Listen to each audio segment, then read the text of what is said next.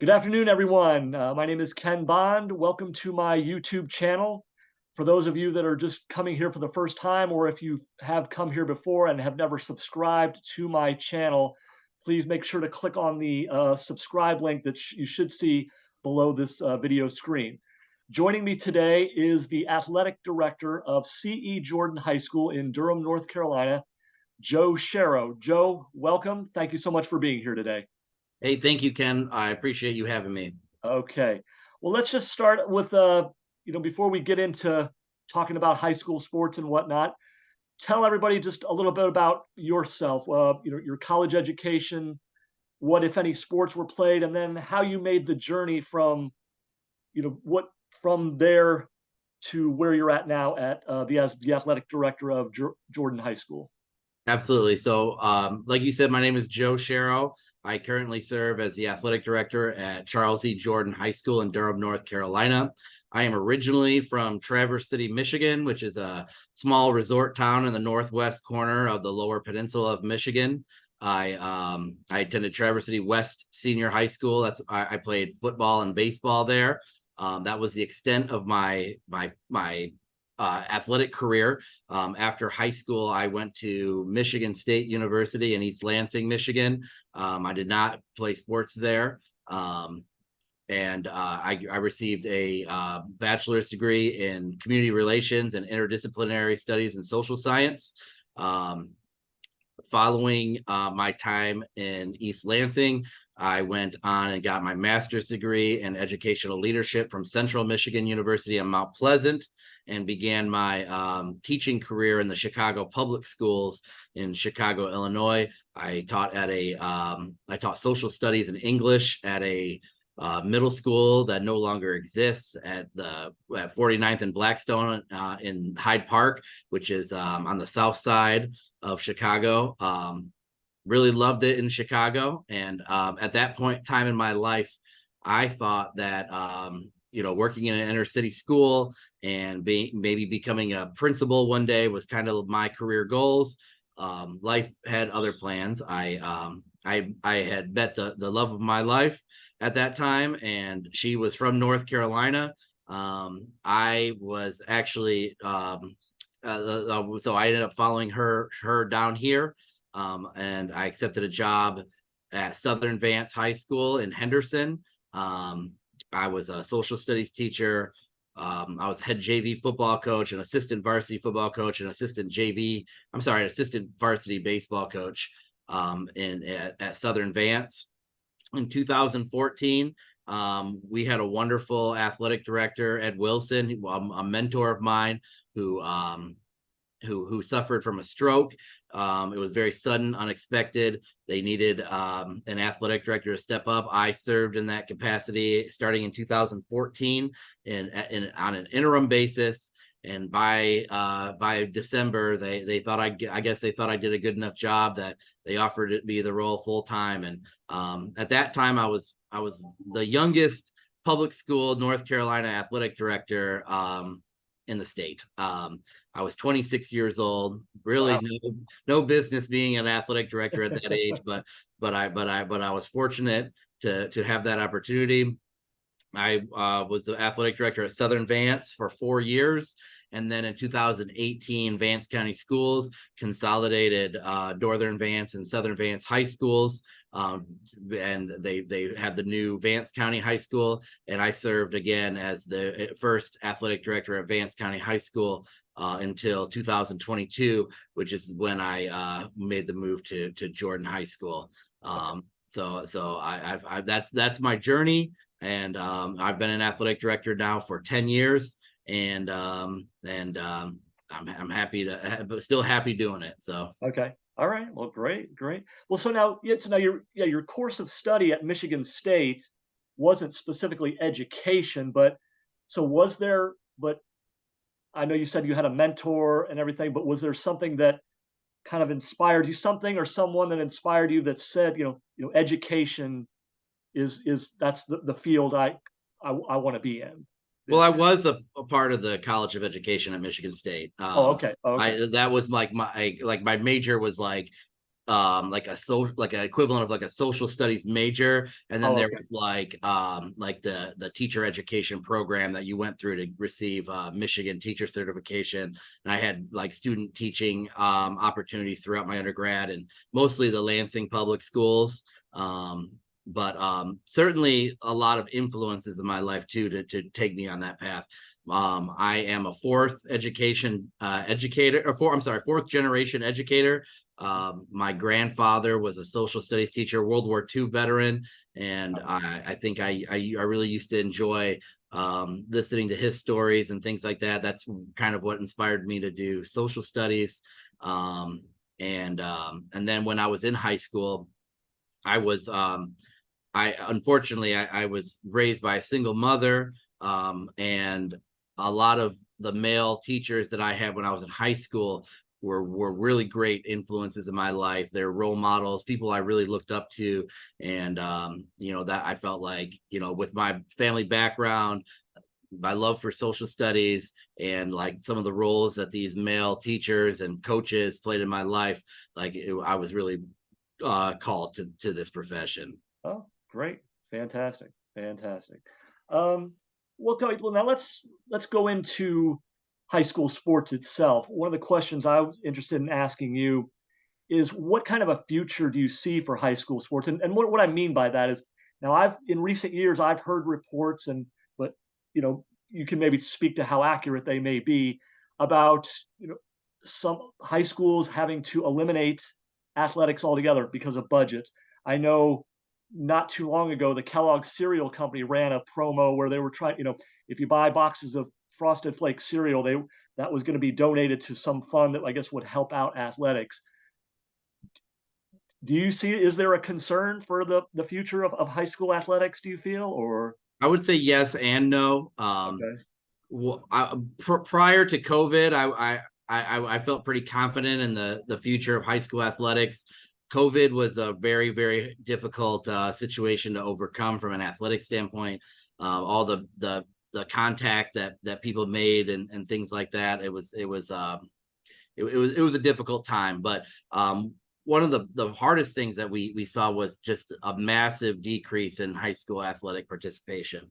And that like, so even if you just look at it from that standpoint, like that was a major concern of high school athletic directors of the last few years, is getting our participation numbers back up. And they seem to be trending positively, but we still haven't fully overcome and gotten back to those pre-pandemic levels.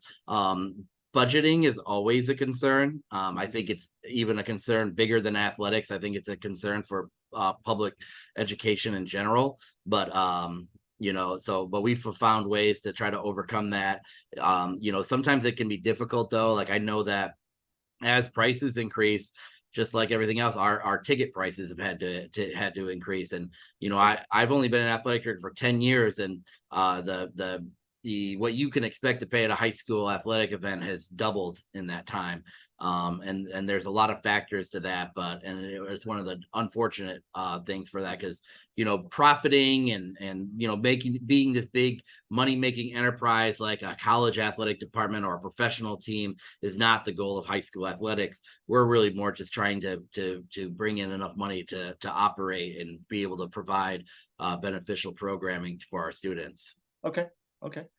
Now here's a question that aside from budgets and everything, I've in my schooling career, I've known faculty members at high schools and colleges.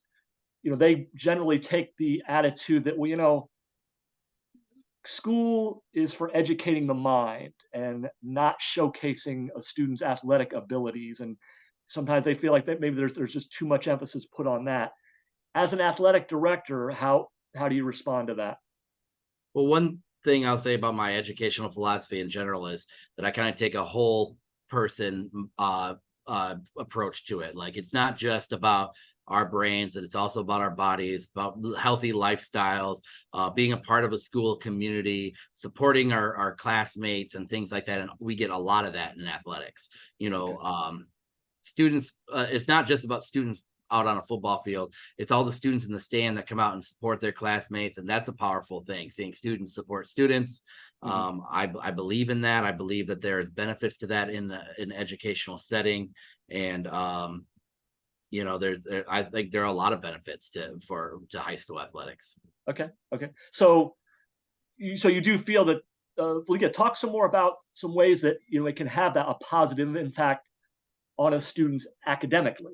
Athletics. Do you think there's Absolutely. it can transfer over to their academics in a positive way? Absolutely. So one thing that I like to say is that, traditionally you've heard athletics referred to as extracurricular. I try to view it more as co-curricular. Like, I believe that there are lessons that can be learned from athletics. I think that, time management and, overcoming adversity, working with others, being part of a team. All those things are valuable lessons that then you can apply in the classroom and improve your academics. But yeah, certainly, there are a lot of benefits. Okay. Okay. Well, so I've noticed in the time that I've lived in North Carolina, it seems like high school sports have received a lot more media attention, especially like football and basketball. And as I'm sure one of the local channels down here, RDC, they broadcast a game of the week every week in football, in basketball. You have high school OT now, which does a lot of coverage. Is this a good thing, you think, for athletics, or could it again is it too much glamour and spotlight for these kids at this age? I think it's a little bit of a double-edged sword. I think there's certainly those concerns, like you said, with but I guess my biggest concern would be that, kind of going back off the last question too, is how much promoting of our athletic departments are we doing versus our the academics and the other good things that are happening in the school? Because I can tell you at Jordan High School in Durham, we have wonderful arts programs. We put on a musical every year that is amazing, award-winning musicals. We're one of the highest. We're the highest public school, our highest performing public school in Durham public schools. And you see less of that on the news and more that the Jordan Falcons football score. And I do have concerns about that. I wish that we could showcase all the great things that are happening at Jordan. But one thing I do think is beneficial is celebrating the success of our students and showcasing their talent and the great things that they're doing to our community. Okay. Okay. Well, I guess so. Just to kind of ride on those coattails, to my next question, as college athletes can now receive compensation for endorsements. I think we saw the Carolina Panthers draft pick Bryce Young when he was at Alabama. He was doing Dr. Pepper commercials and things like that. So now the college athletes can get the endorsements, and like I said, you're seeing more media coverage, more TV coverage of these high school athletes when recruiting time comes around. That gets a lot of attention. Could that is that a good thing that could trickle down to high school athletics, that at some point now high school athletes are going to say, well, now I'm getting all this coverage, I want something? So I think there's a couple different questions in there. And one, I think it's a great thing for college athletes. I think that these athletic departments are making millions and millions of dollars. They're making I think the Fox NBC deal that just came out with the Big Ten is over $1 billion annually. I mean, it's absolutely insane the amount of money that is coming through college athletics right now. And I do think that our athletes, the college athletes, should have an opportunity to benefit some from that. Do I think that would be a good thing at high school? I've tried to wrap my head around that because I do think it's coming. I know that last summer, the North Carolina High School Athletic Association tried to pass guidelines regarding NIL at the high school level. The State Board of Education, I think maybe even the North Carolina General Assembly got stepped in and said, not so fast. There's more research and things that we need to do before we let this go. I agree with that. I think that that I it's hard for me to fathom what that looks like, because I think what you're going to run into is that the amount of money that's being brought in and spent on high school athletics is so much lower than colleges. But you're going to have high school athletes that are very high profile in their own right. High school athletes that are already committed to these big Power Five colleges. Back when I was younger, there were even high school athletes like LeBron James that were going straight to the professional ranks. And if you give somebody like that an NIL opportunity, those kids are going to make a lot of money. And it's not just, and that's what people need to understand, is that it's not going to be this widespread thing like in college. I don't think.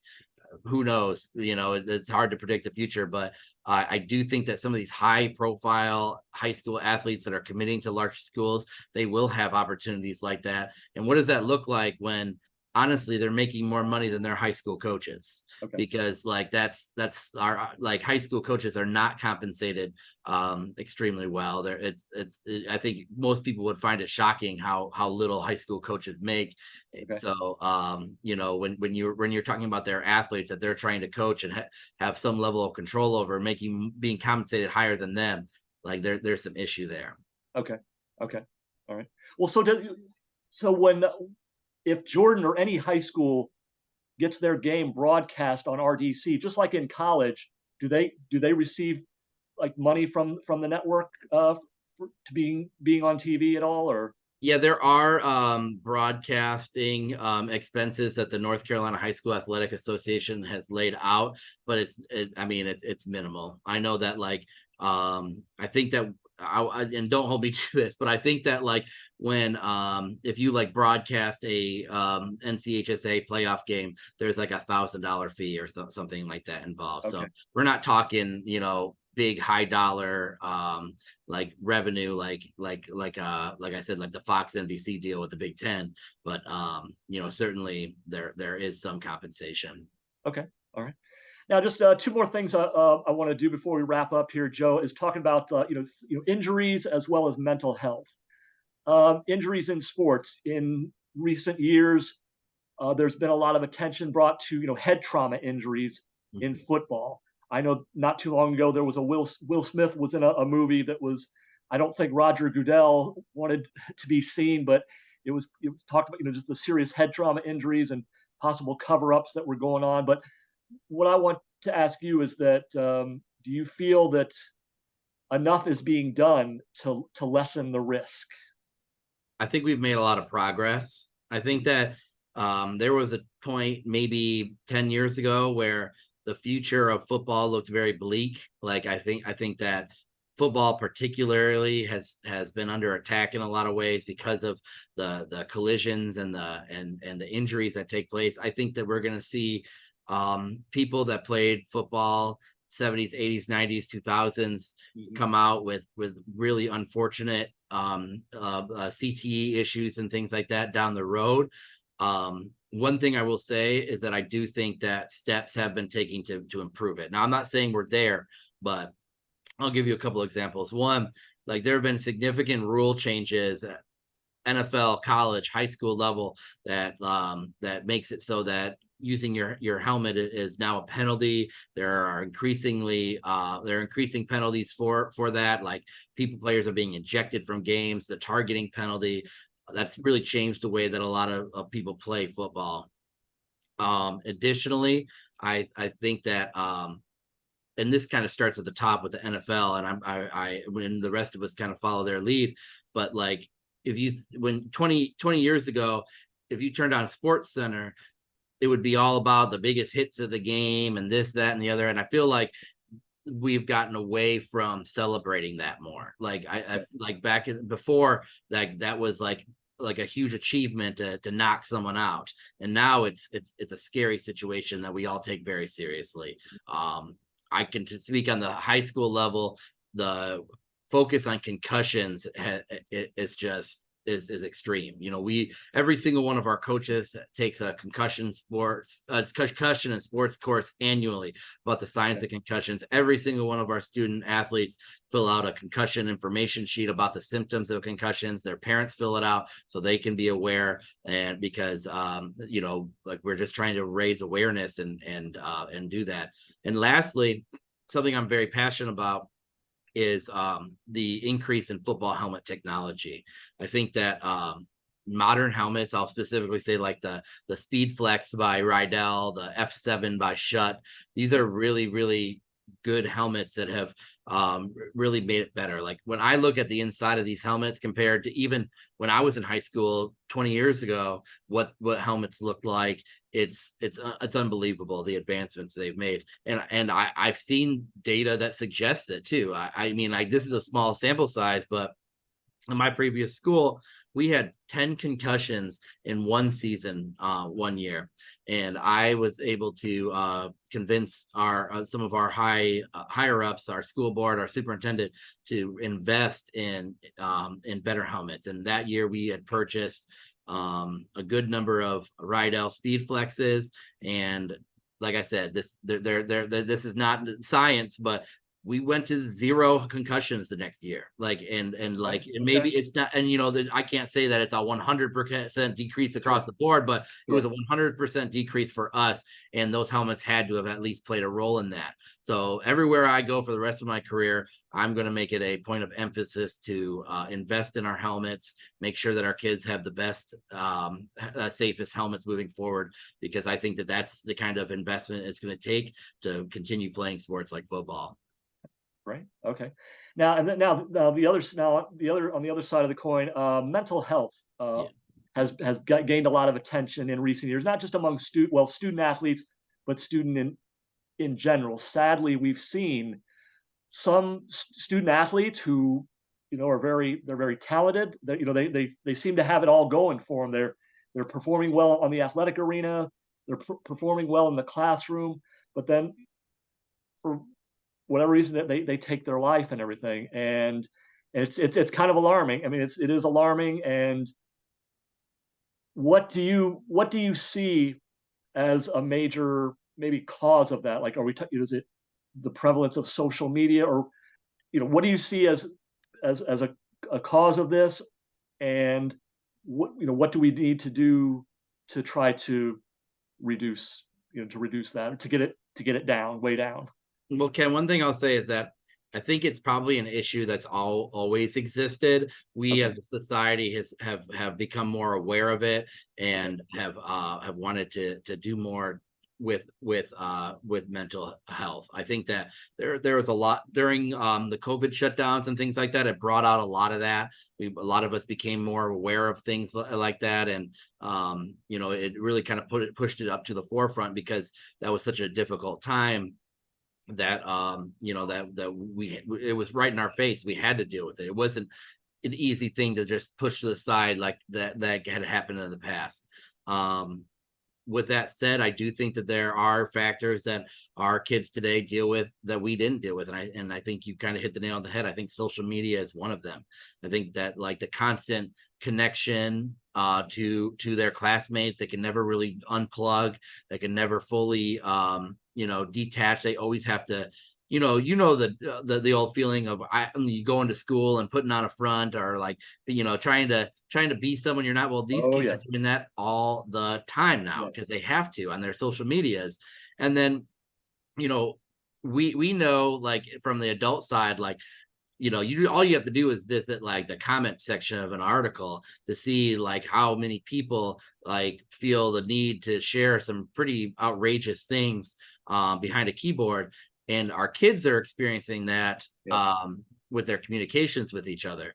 And it really kind of opens up this whole avenue of like cyberbullying, where bullying, like it's not necessarily what we grew up with and what we think of. Like it's not the kid at the a bus stop stealing another kid's lunch money. I mean, it's harassment at an Oh, extreme yeah. level in direct messages that nobody can see except for that kid. And it's important for us to educate our students and be aware of that, so they feel comfortable sharing it with us, and Sure. because otherwise nobody will ever know. And I think that sometimes that's a hard thing to share, and Okay. that's what leads to so a lot of these ongoing issues and eventual suicides, unfortunately. Okay. Does Jordan High just there at Jordan, not just for the athletes, but do you all have like counselors on hand and everything for for students who like who want to feel like they need to talk to somebody and things like that? Absolutely. We have a full student services team. We have several counselors, social worker, other student support people that are in our building. I know that, unfortunately he passed away, but we had a Jordan parent who was a sports psychologist at Duke. And he did a lot of stuff with kids over Zoom and things like that during the pandemic. And I think sports psychology and sports psychologists in general is kind of the future. That's what we're going to see a lot of. And some of Okay. these big time colleges employ them. There are private firms that serve a lot of professional athlete communities and everything, but I could see it eventually becoming a necessity at the high school level as well. Great. Okay. All right. Joe Sharrow, thank you so very much for joining me today. This has been a great talk. I mean, went it was more than I thought it would be, and it was just a pleasure talking to you, gaining all your insights. It was really refreshing to hear what you had to say on all this. I meant to tell you, congratulations to you on receiving Athletic Director of the Year. I'm sure that was quite an honor, but and probably just from talking to you, probably I'm sure well deserved. Well, And thank you, sir. I appreciate that. And anything you ever need, I'm happy to help you. And I really appreciate you having me on.